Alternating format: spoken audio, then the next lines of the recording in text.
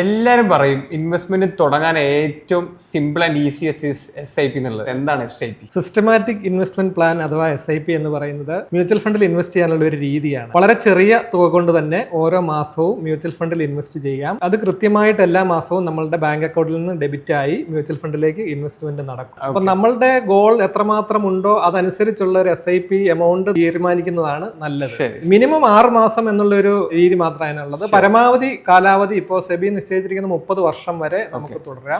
ഇഷ്ടമുള്ളപ്പോൾ നമുക്ക് നിർത്താം. അപ്പോൾ ഒരു വളരെ ലോങ് ടൈം ആയിട്ടുള്ള ഒരു ഗോൾ ആണെന്നുണ്ടെങ്കിൽ നമുക്ക് മിഡ് ക്യാപ് ഫണ്ട്സോ സ്മോൾ ക്യാപ് ഫണ്ട്സിലോ ഒക്കെ പോകുന്നതിന് കുഴപ്പമില്ല. ഇത് വളരെ ചുരുങ്ങിയ സമയമാണെന്നുണ്ടെങ്കിൽ ലാർജ് ക്യാപ് ഫണ്ട് ആയിരിക്കും നല്ലത്. എങ്ങനെയാണ് പ്രോസസ് ജിയോജിത്തിൽ നടക്കുന്നത്? ശരിക്കും ജിയോജിത്തിന്റെ ബ്രാഞ്ചസിൽ സർട്ടിഫൈഡ് ആയിട്ടുള്ള ധാരാളം എംപ്ലോയീസ് ഉണ്ട്.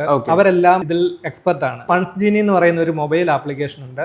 അതിൽ ഇൻഫർമേഷൻ എല്ലാം കിട്ടും. ഫണ്ട്സ് ജീനിയിൽ രജിസ്റ്റർ ചെയ്ത് കഴിഞ്ഞാൽ നേരിട്ട് തന്നെ ഇൻവെസ്റ്റ്മെന്റ് നടത്താവുന്നതാണ്. അതിനകത്ത് നമ്മൾ സജസ്റ്റ് ചെയ്യുന്ന സ്കീംസ് എല്ലാം അതിലുണ്ട്.